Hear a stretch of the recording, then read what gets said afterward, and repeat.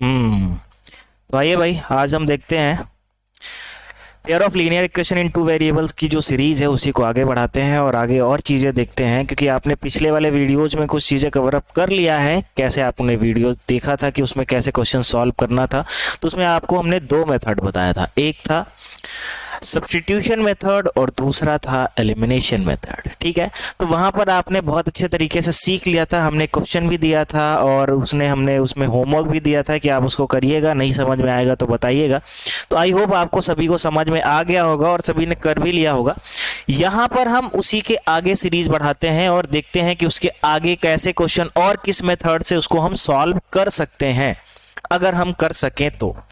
और हम question solve कर सकते हैं तो वो होता है क्रॉस मल्टीप्लिकेशन मेथड। अब अगर क्रॉस मल्टीप्लिकेशन मेथड होता है तो क्या होता है, इसके बारे में थोड़ा सा देख लेते हैं। ठीक है, cross multiplication method, cross multiplication method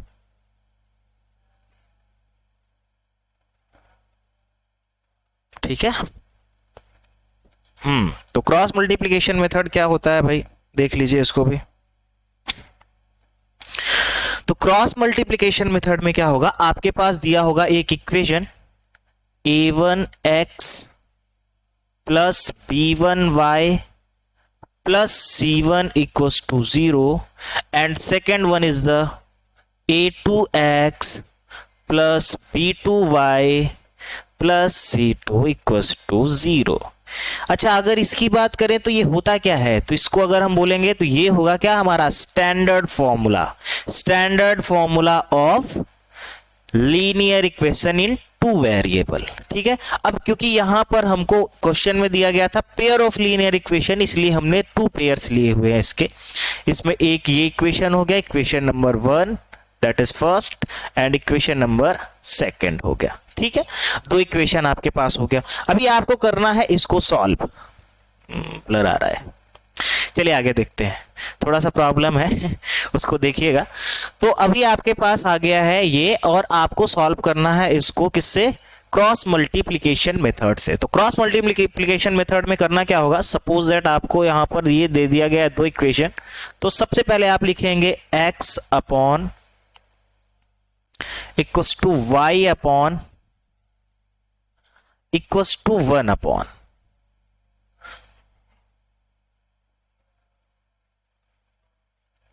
equals to 1 upon. ठीक है, तो अभी इसमें करेंगे क्या भाई, ये हो गया x y और 1। ठीक है, देखिए यहां पर जो 1 है ना वो कांस्टेंट के टर्म पर लिया गया है, कांस्टेंट के place, in the place of constant. ठीक है, यहां पर क्या लिखना होता है, देखिए यहां पर आपके पास a1 a2 था, इसका कोफिशिएंट, बाकी के जो दो हैं उनके कोफिशिएंट लिख लीजिए। उनके दो कोफिशिएंट क्या है, b1 और उसका क्या है c1, इसका क्या है b2 और इसका क्या है c2। ठीक है, आगे देखते हैं। अब क्रॉस मल्टीप्लिकेशन में ये इसके साथ मल्टीप्लाई होगा और ये इसके साथ मल्टीप्लाई होगा। तो यहां पर देखेंगे तो यहां पर हो जाएगा b1 c2 minus b2 c1।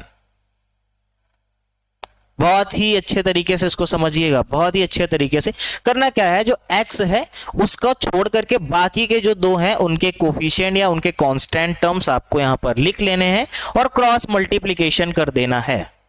तो सबसे पहले यहां से स्टार्ट करेंगे, इसका इसके साथ मल्टीप्लाई माइनस इसका इसके साथ मल्टीप्लाई कर दिया जाएगा। ठीक है,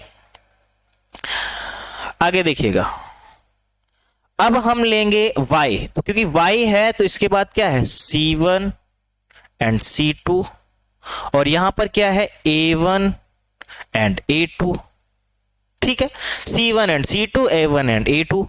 अगेन आप करेंगे इसको इसके साथ क्या, क्रॉस मल्टीप्लिकेशन। तो यहां पर हो जाएगा c1 a2 minus c2 a1,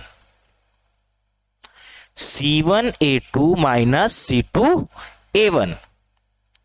आगे देखते हैं भाई, अगर अभी क्या है, अभी हमारे पास कांस्टेंट। अच्छा, एक चीज और यहां पर ध्यान में रखना है, आपने b लिखा यानी कि y वाला टर्म लिखना है तो उसके बाद वाला टर्म लिखेंगे, उसके बाद यहां पर आएंगे फर्स्ट टर्म पर। ऐसा नहीं कर सकते कि आप पहले इसको लिखे फिर इसको लिखें, ऐसा आप नहीं कर सकते। अगर ऐसा आप करने की कोशिश करेंगे तो गलत हो जाएगा। तो जो गलत हो जाएगा वो कोशिश ही क्यों करना ना, समझा रहे हैं इसीलिए। चलिए देखिए, तो ये हो जाएगा अभी, क्योंकि कांस्टेंट टर्म लेना है, 1 हमने लिखा हुआ है, तो 1 के बाद यहां पर आएंगे तो ये हो जाएगा क्या, a1 a2 and b1 b2। ठीक है, अब यहां पर क्रॉस मल्टीप्लीकेशन अगेन करना है, तो ये हो जाएगा a1 b2 minus a2 b1। ठीक है, तो ये हो गया आपका क्या, क्रॉस मल्टीप्लीकेशन का थ्योरी। अब इसमें करना क्या होता है आपको, एक बार ये हो गया, सपोज दैट इसको अगर देखेंगे तो ये हो जाएगा, सॉरी, अगर इसको देखेंगे तो ये जो आपका हो जाएगा, ये हो जाएगा फर्स्ट टर्म। कौन सा, फर्स्ट टर्म। ये हो जाएगा आपका सेकेंड टर्म, सेकेंड टर्म। और इसके बाद ये जो हो जाएगा आपका, ये हो जाएगा थर्ड टर्म, थर्ड टर्म। अब देखिएगा यहां पर करना क्या होता है, इसके सॉल्यूशन के लिए first term equals to second term, sorry third term, first term equals to third term and second term equals to third term. क्योंकि जब फर्स्ट टर्म को थर्ड टर्म के इक्वल करेंगे तो वहां से मिलेगा हमें क्या, x की वैल्यू। जब सेकेंड टर्म को थर्ड के इक्वल करेंगे तो वहां पर हमको मिल जाएगी y की वैल्यू, और x और y की वैल्यू ही तो चाहिए, x और y की ही तो वैल्यू चाहिए ना। हाँ, एक चीज कल थोड़ा सा बताए थे, उसको वापस से रिकॉल करवा देते, क्योंकि उसका यूज यहां पर बहुत होने वाला है। तो उस चीज को वापस से एक बार देख लेते हैं, क्या है, कैसे है और क्यों है। तो जैसे कि अभी हमने बताया कि आपके पास स्टैंडर्ड जो फॉर्मूला होता है वो होता है a1x plus b1y plus c1 equals to 0 and second one is the a2x plus b2y plus c2 equals to 0। ये आपके पास दो इक्वेशन हुए। अब हमने आपको यह भी बताया था कि यहां पर क्या होता है कि कैसे हम इसको विदाउट सॉल्विंग, आप ये बता सकते हैं इसमें कितने इसके सॉल्यूशंस हो सकते हैं, हो भी सकते हैं या नहीं हो सकते हैं। अगर पॉसिबल सॉल्यूशंस होंगे तो कितने होंगे, यूनिक सॉल्यूशन होगा या इनफाइनाइटली सॉल्यूशंस होंगे या फिर एक भी सॉल्यूशन नहीं होगा। ठीक है, तो यहां पर अगर हम देखते हैं, इफ फर्स्ट कंडीशन इज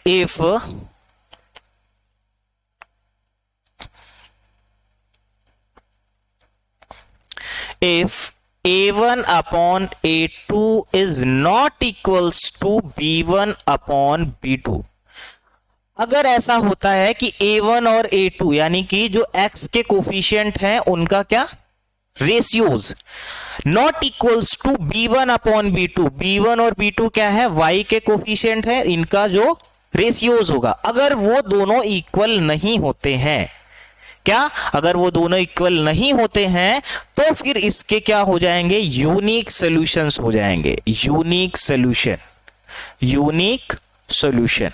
अब यूनिक सॉल्यूशन का मतलब क्या होता है भाई, यूनिक सॉल्यूशन का मतलब क्या होता है, तो यूनिक सॉल्यूशन का मतलब ये हो गया कि उसका कोई एक ही सॉल्यूशन होगा, दैट इज x की एक वैल्यू आएगी, y की एक और वैल्यू आएगी, बस दोनों की एक एक वैल्यू ही आएगी, इससे ज्यादा वैल्यूज आपके पास नहीं आने वाली हैं।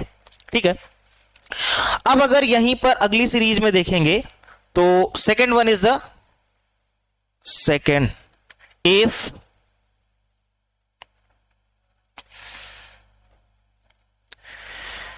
a1 upon a2 equals to b1 upon b2 but not equals to c1 upon c2। अगर ऐसा होता है कि a1 upon a2 equals to b1 upon b2 but not equals to c1 upon c2, then वहां पर उसके क्या होंगे, नो सॉल्यूशन, नो सॉल्यूशन। बहुत ही इंपॉर्टेंट है ये कि अगर ऐसा होता है तो उसके एक भी सॉल्यूशन मिलने ही नहीं वाले हैं। क्यों नहीं मिलने वाले, क्योंकि लाइन पैरेलल होती हैं, और जब पैरेलल होंगी तो सॉल्यूशन कैसे आएगा, क्योंकि एक दूसरे को कट ही नहीं करेगा, और जब कट नहीं करेगा तो फिर क्या होगा, उसके आंसर्स कहां मिलेंगे आपको, आंसर तभी मिलते हैं जब एक दूसरे को कट करते हैं। कट नहीं किए इसका मतलब दोनों अलग अलग लाइन है और एक दूसरे के पैरेलल है, इसका मतलब वो कभी कट नहीं करेंगे। पैरेलल का मतलब होता है इन दोनों लाइन के बीच का जो डिफरेंस है वो ऑलवेज इक्वल होगा, आप कितना भी इसको इंक्लूड करिए, कितना भी आप इसको इंक्रीज करिए।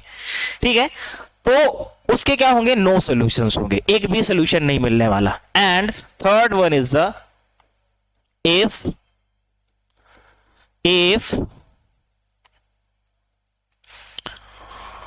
a1 upon a2 equals to b1 upon b2 equals to c1 upon c2, अगर ऐसा होता है तो क्या होगा उसके, इनफाइनाइटली सॉल्यूशंस, इनफाइनाइटली सॉल्यूशंस का मतलब क्या होगा कि x के भी बहुत सारे नंबर्स, बहुत सारे वैल्यूज आ सकते हैं, y के भी बहुत सारे वैल्यूज आ सकते हैं, तो वहां पर x और y के बहुत सारे वैल्यूज आ जाएंगे, यानी कि इनफाइनाइटली सॉल्यूशंस होंगे, इनफाइनाइटली मेनी सॉल्यूशंस होंगे।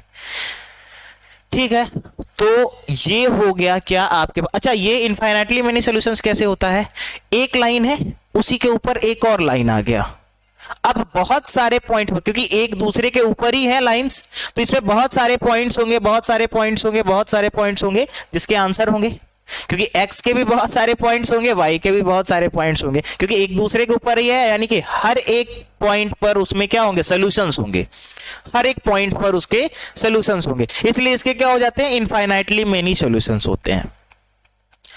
और यूनिक सॉल्यूशन कैसे होता है, यूनिक सॉल्यूशन केवल होता क्या है, एक दूसरे पर perpendicular, most of them perpendicular होते हैं। परपेंडिकुलर होने पर क्या होता है, वो एक बार ही कट करेगा लाइन, और एक बार कट करेगा तो उसमें क्या होगा, एक सॉल्यूशन होगा। ठीक है, यहां पर एक सॉल्यूशन होगा।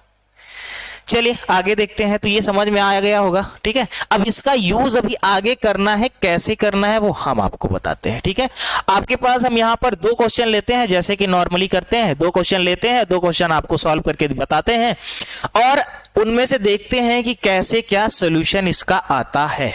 ठीक है, चलिए देखते हैं भाई, तो क्वेश्चन ले लेते हैं।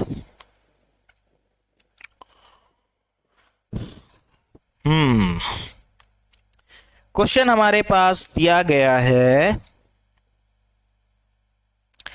x minus 3y। First question is the x minus 3y minus 3 equals to 0 and 3x minus 9y minus 2, 9y minus 2 equals to 0।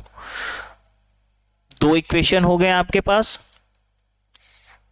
ठीक है, दो इक्वेशन हो गए हैं आपके पास। करना क्या है, इन्हीं दोनों इक्वेशंस को सॉल्व करना है, लेकिन सॉल्व करने से पहले ये देख लेते हैं कि इसके सॉल्यूशंस कितने होंगे। अरे अरे अरे अरे अरे, हाँ, कंट्रोल कंट्रोल। तो पहले इसके देख लेते हैं सॉल्यूशंस होंगे भी या नहीं होंगे। अगर पॉसिबल सॉल्यूशंस ही नहीं है तो सॉल्व करने का मतलब क्या है ना। अब अगर इसके यूनिक सॉल्यूशंस होते हैं या इनफाइनाइटली सॉल्यूशंस होते हैं तो ही हम इसको सॉल्व करेंगे, लेकिन अगर ये कंफर्म हो जाए कि इसके सॉल्यूशंस ही नहीं होंगे तो हम सॉल्व क्यों करेंगे भाई। तो देख लेते हैं यहां पर क्या है, a1 और a2, a1 upon a2 equals to क्या दिया गया है, x, यहां पर इसका कोफिशिएंट है 1 अपॉन x, यहां पर इसका कोफिशिएंट है 3। आगे देखेंगे b1 upon b2 equals to, यहां पर y का कोफिशिएंट है -3 अपॉन, यहां पर y का कोफिशिएंट है -9, तो माइनस से माइनस कैंसिल आउट, 3 1 जा 3, 3 3 जा 9, that is 1 upon 3 and c1 upon c2 equals to क्या दिया गया है, -3 अपॉन -2। तो अगर इसको सॉल्व करेंगे तो आ जाएगा 3/2, 3/2। तो अभी देखते हैं यहां पर जो, अगर अभी देखें तो a1 upon a2 is equals to b1 upon b2, क्योंकि दोनों का रेशियोज देख रहे हैं यहां पर 1/3 आ रहा है, but not equals to c1 upon c2, क्योंकि इसका रेशियोज आ रहा है 3/2। क्या हमने बताया, हमने बताया आपको कि a1 upon a2 equals to b1 upon b2 but not equals to c1 upon c2। देखते हैं भाई, अगर ऐसा होता है तो इसके सॉल्यूशंस क्या होते हैं, if a1 upon a2 not equals to b1 upon b2, sorry a1 upon a2 equals to b1 upon b2 but not equals to c1 upon c2, then there is no solutions। तो इसका मतलब है कि ये question को आपको solve करने की जरूरत नहीं है, क्योंकि इसके सॉल्यूशंस होंगे ही नहीं, नो सॉल्यूशंस। और जब नो सॉल्यूशंस आ गया है, इसका मतलब ना तो x की वैल्यू आने वाली है ना तो y की। आप कितना भी इसको सॉल्व कर डालिए भाई, नहीं आने वाला है। तो जब नहीं आने वाला तो क्यों परेशान हो रहे हैं, क्यों फालतू में थक रहे हैं? ठीक है, चलिए आगे देखते हैं भाई।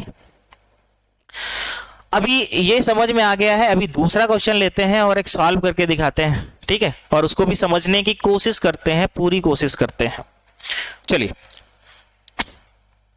तो अगला जो क्वेश्चन हमारे पास दिया गया है वो है 2x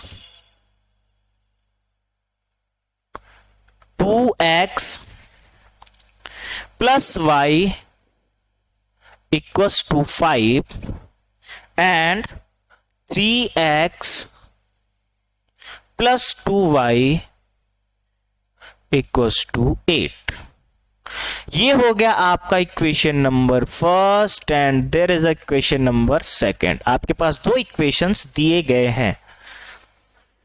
फेस नहीं डिटेक्ट कर पा रहे हो बेटा, तुम कैसे करोगे? हाँ, बच्चों को परेशान करोगे हमारे। चलो देखो, तो ये दिया गया है आपके पास दो इक्वेशंस को आपको सॉल्व करना है क्रॉस मल्टीप्लिकेशन मेथड से। तो सबसे पहले हम क्या देखते हैं, सबसे पहले हम ये देखते हैं कि इसके सॉल्यूशंस कितने होंगे, नंबर ऑफ सॉल्यूशंस क्या होंगे वो देखते हैं सबसे पहले।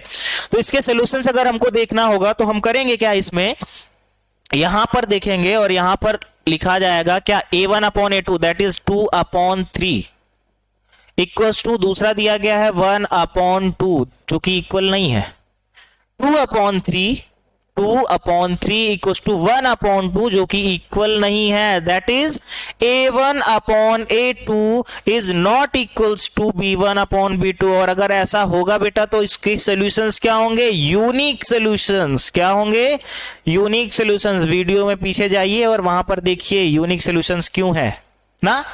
तो अगर इसके यूनिक सॉल्यूशंस होंगे तो फिर आप क्या करेंगे, इसके x की कोई एक वैल्यू होगी, y की भी कोई एक वैल्यू होगी, वही दोनों को निकालिए, ढूंढ निकालिए इसमें से कि x और y की क्या क्या वैल्यूज होंगी। गर्मी बहुत है। चलिए देखिए, तो x और y की वैल्यू यहां से आपको निकालना होगा। इसको हटाते हैं और आगे देखते हैं, क्योंकि यहां पर फैल चुका है रायता। आगे देखते हैं और यहां पर सॉल्व करते हैं, क्योंकि यहां पर अभी हमने बताया सबसे पहले आप लिखेंगे क्या, हाँ फेस डिटेक्ट कर रहा है।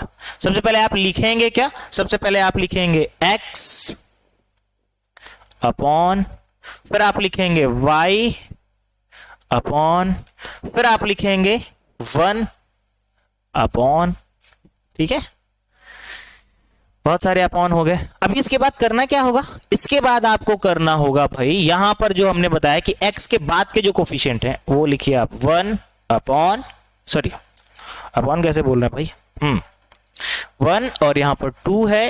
अच्छा एक चीज और, ये जो 5 और 8 है ये आपको लेफ्ट साइड में ही होने चाहिए, क्योंकि जब हम स्टैंडर्ड फॉर्मूला लिखते हैं, देखिएगा स्टैंडर्ड फॉर्मूला जब हम लिखते हैं तो C1 और जो C2 का प्लेस होता है वो क्या होता है, लेफ्ट साइड में ही होता है। लेकिन यहां पर जो हमने क्वेश्चन दिया, यहां पर क्वेश्चन दिया तो इसमें क्या हुआ, राइट साइड में आ गया। तो जब आप लेफ्ट साइड में लाएंगे तो इसमें साइन क्या होगा, दोनों में नेगेटिव हो जाएंगे दोनों, ठीक है। अभी जब दोनों गधे नेगेटिव हो जाएंगे तो आपको करना क्या है, क्रॉस मल्टीप्लीकेशन करना है। तो आप करेंगे क्या, 1 को 8 से मल्टीप्लाई करेंगे दैट इज -8, फिर यहां पर माइनस का साइन लगता है, आपको बहुत अच्छे तरीके से पता है। फिर 5 2 10 होगा, लेकिन यहां पर ब्रैकेट में आएगा क्या बेटा, -10 आएगा ना, -10 आएगा।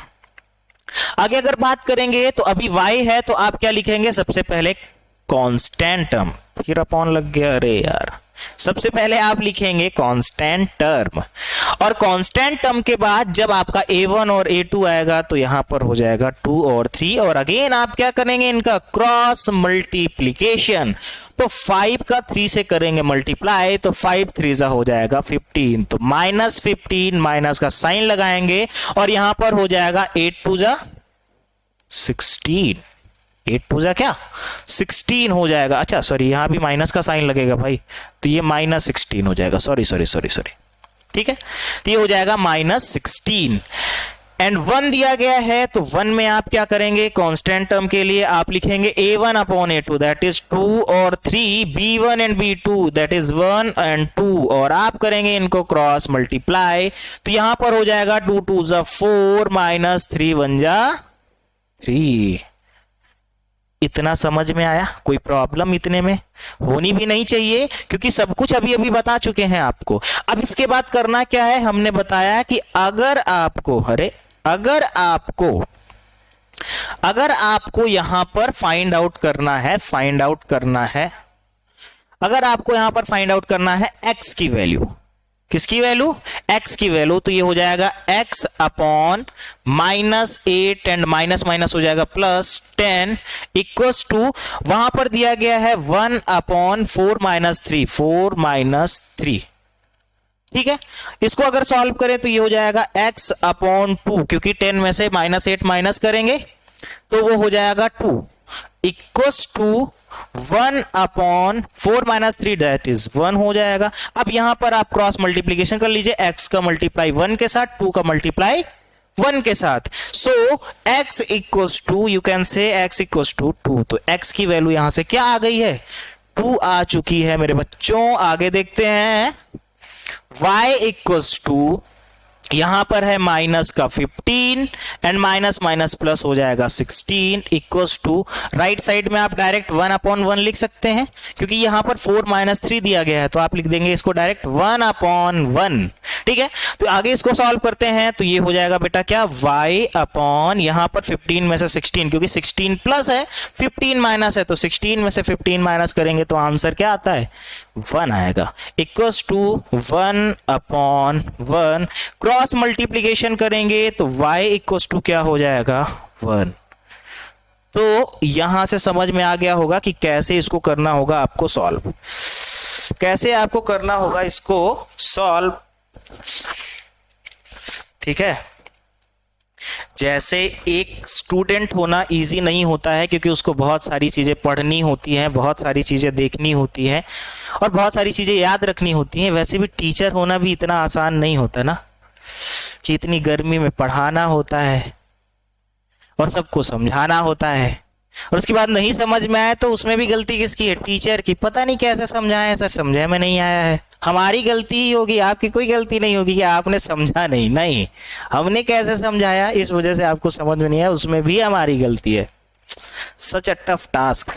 चलिए आगे देखते हैं भाई, तो ये समझ में आ गया होगा। ठीक है, कैसे आप x और y की वैल्यू फाइंड करते हैं, क्रॉस मल्टीप्लीकेशन मेथड से। अच्छा, एक और ऐसा मेथड होता है जहां पर क्रॉस मल्टीप्लीकेशन नहीं है, एक और ऐसा मेथड होता है कि कभी कभी ऐसा हो जाता है कि आपके पास पेयर्स दे दिए जाते हैं इक्वेशन के, और इक्वेशन के पेयर में भी पेयर आ जाता है एक ही इक्वेशन में, जैसे कि यहां पर दिया गया है, तो एक ही प्लेस पर x और y की वैल्यू आ गई, या फिर एक ही यहां पर, जैसे कि यहां पर दिया गया है 2x, तो यहां पर हो गया 2 upon x plus y, plus y दिया गया है, यहां पर भी आ गया 1 अपॉन x प्लस वाई। तो जब एक ही प्लेस पर आ जाता है तब उसको कैसे सॉल्व करते हैं, तो इसके लिए भी देखेंगे और इसके लिए भी एक क्वेश्चन हम आपको बताएंगे। ठीक है, और पहले इसके एक और एग्जांपल्स देख लेते हैं, पहले इसका एक और एग्जांपल देख लेते हैं, और उसके बाद फिर उस टाइप के क्वेश्चंस को भी हम देखने की कोशिश करेंगे। ठीक है, तो यहां से इसको हटाते हैं और सॉल्व करते हैं हम अपना अगला क्वेश्चन, अपने अगले शिकार की तलाश में निकलते हैं भाई, कि अगला शिकार क्या होना चाहिए हमारा। ठीक है, चलिए, तो हमारा अगला जो क्वेश्चन है वो क्या है, देख लीजिएगा। वो क्वेश्चन है x अपॉन 3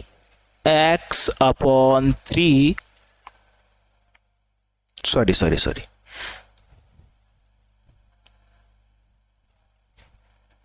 अपॉन में इसमें नहीं आ सकता ना अभी।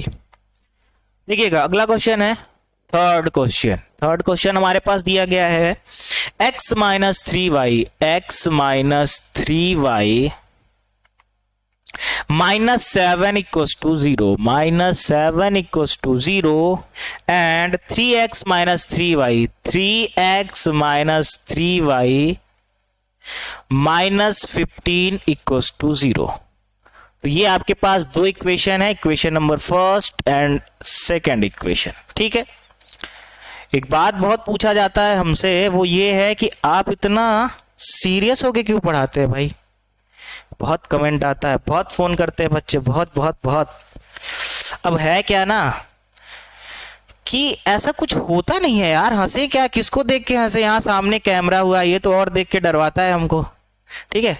तो कुछ होता नहीं है, वैसे कोशिश करते हैं, I will try my best. अभी कुछ कर नहीं सकते हैं तो इसीलिए थोड़ा सा शांत रहते हैं, वैसे इतना शांत रहते नहीं है हम, ठीक है। बट अभी कोई ऑप्शन भी नहीं है अपने पास, क्योंकि सामने किसको देख के हंसे यार, यहाँ पर ये खुद में देख के हंसना होता है, सामने स्क्रीन लगी हुई है उसको देख के हंसे, ठीक है, खुद को देख के हंसे मतलब।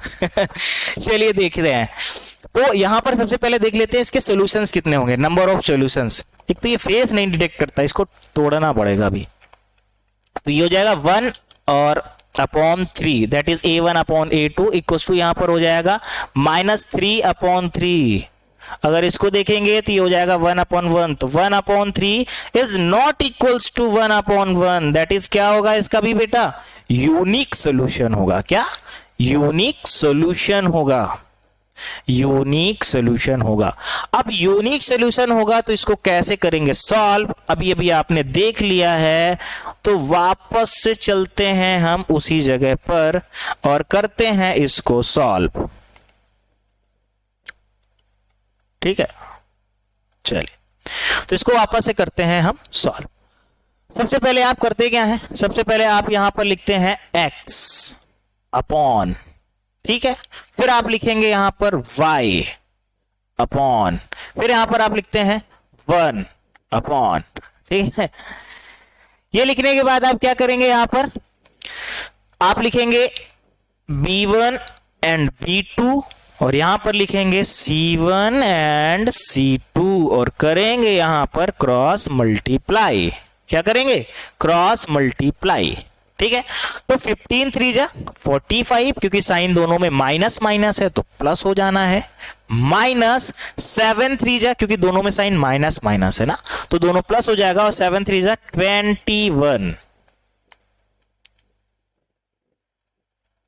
7 3 जा 21, ठीक है। नेक्स्ट वन इज अगला क्या दिया गया है, क्योंकि आपको y लिखना है तो आप यहां पर लिखेंगे C1 एंड C2 और यहां पर लिखेंगे क्या, A1 एंड A2 और अगेन करेंगे क्या, क्रॉस मल्टीप्लाई। तो जब आप करेंगे 7 को 3 से तो 7 3 जा 21 होता है, क्योंकि यहां पर साइन माइनस का लगेगा और माइनस, और ये हो जाएगा 15 1 जा 15, तो माइनस का हो जाएगा 15, ठीक है। आगे देखते हैं भाई, ये हो गया। एंड थर्ड वन इज क्या दिया गया है, C1 और C2, तो चलिए देखते हैं, इसमें हो जाएगा आपका A1 and A2 that is 1 and 3 and -3 and -3। चलिए देखिएगा, इसको भी क्रॉस मल्टीप्लाई करते हैं तो क्या हो जाता है बेटा, सबसे पहले -3 हो जाएगा, क्या, -3 माइनस 3 3 जा 9, लेकिन यहां पर ब्रैकेट में हो जाएगा माइनस का 9। आगे करेंगे इसको सॉल्व, और सॉल्व करके आगे इसको देखते हैं कि हमने बताया था जब आपको x की वैल्यू निकालनी होगी, क्या, जब आपको x की वैल्यू डिटेक्ट करनी होगी तो आप क्या करेंगे, जब आपको x की वैल्यू डिटेक्ट करनी होगी तो आप क्या करेंगे, उसमें फर्स्ट टर्म को थर्ड टर्म के इक्वल कर देंगे। तो फर्स्ट टर्म क्या है, x upon 45 minus 21 equals to, और वहां पर क्या दिया गया है, 1 अपॉन -3 और माइनस माइनस प्लस हो जाएगा 9, ठीक है। समझ में आ रहा है, बिल्कुल आ रहा होगा। आगे देखते हैं, अब अगर आगे देखते हैं तो इसमें क्या हो जाएगा, ये हो जाएगा x अपॉन, और यहां पर क्योंकि 5 में से 1 माइनस करेंगे तो 4 आएगा, 4 में से 2 माइनस करेंगे तो आएगा 2, तो दैट इज क्या आ गया, 24 इक्वल्स टू 1 अपॉन, यहां पर देखेंगे तो यहां पर इसको सॉल्व करेंगे तो ये आ जाएगा आंसर क्या, 6। आगे सॉल्व करेंगे, क्योंकि क्रॉस मल्टीप्लीकेशन करना है तो x इक्वल्स टू क्या हो जाएगा बेटा, ये 24 अपॉन 6, और इसको अगर डिवाइड करेंगे तो 6 1 जा 6 और 6 4 जा 24, तो x की वैल्यू क्या आ गई, 4। x की वैल्यू अभी तक क्या आई है भाई, 4 आ चुकी है। आगे देखते हैं y की वैल्यू, ठीक है, आगे y की वैल्यू देखते हैं। ससुरा बहुत गर्मी है। देखिएगा ये हो जाएगा y इक्वल्स टू, यहां पर है -21 और माइनस माइनस हो जाएगा +15 इक्वल्स टू, बेटा यहां पर क्या हो जाएगा 1/-3 -9, यहां पर कर देंगे 6, क्योंकि 1/6 अभी आया था राइट साइड में, वहां पर भी 1/6 ही होगा। ज्यादा सॉल्यूशन करने की क्या जरूरत है जब आपके पास पहले से लिखा हुआ है। तो यहां पर हो जाएगा y/-21 + 15, तो आ जाएगा आंसर क्या -6 इक्वल्स टू 1/-6, सॉरी +6 होगा, 1/+6 क्या लिखते हैं हम भी। हाँ, आगे देखते हैं, यहां पर क्रॉस मल्टीप्लीकेशन हो जाएगा, तो y इक्वल्स टू हो जाएगा बेटा क्या 6, क्योंकि यहां पर देखेंगे -6/6, इसको क्रॉस मल्टीप्लीकेशन यहां पर डिवाइड कर देंगे, तो y इक्वल्स टू क्या हो जाएगा बेटा -1। तो x की वैल्यू क्या आ गई बच्चा 4, और y की वैल्यू क्या आ गया -1, और यही तो चाहिए था आपको x और y का, क्योंकि यूनिक सॉल्यूशन होंगे तो कोई इसके बाद कोई एक और ऐसा नंबर नहीं होगा, कोई इसके बाद एक ऐसा और नंबर नहीं होगा जहां पर x और y के कुछ ना कुछ वैल्यू मिल सके। बस x है 4, अब जब 4 रखेंगे तभी, और y की वैल्यू -1 रखेंगे तभी इस इक्वेशन की वैल्यू आएगी 0, दोनों इक्वेशन की वैल्यू। इसके जगह पर कोई और, x की जगह पर 4 ना रख करके कोई और नंबर, या y की जगह पर -1 ना रख करके कोई और नंबर अगर हम रखते हैं तो वो हमारा जो आंसर होगा वो आंसर 0 के इक्वल नहीं आने वाला है। ठीक है, क्यों? क्योंकि इसका होता है यूनिक सॉल्यूशन। तो इस वीडियो में इतना ही, ठीक है, यहीं तक आपका और हमारा साथ था। इसको आप देखिएगा, समझिएगा, नहीं समझ में आएगा तो बताइएगा जैसे कि आप डेली करते हैं, और अगर समझ में आया है तो अच्छा कमेंट करिएगा जिससे हम थोड़ा सा मोटिवेट हो, ना कि डीमोटिवेट हो। ठीक है, तो इसको समझिएगा, और अगले वीडियो में हम आएंगे आपके पास एक और नया तरीका लेकर के इसको सॉल्व करने का, उसमें कुछ अलग तरीके का क्वेश्चन होगा। ठीक है, तो वो वीडियो को देखना नहीं भूलिएगा। तब तक के लिए इसको देखते रहिए, हंसते रहिए और मुस्कुराते रहिए, और मिलते हैं फिर अगले वीडियो के साथ। तब तक के लिए थैंक यू।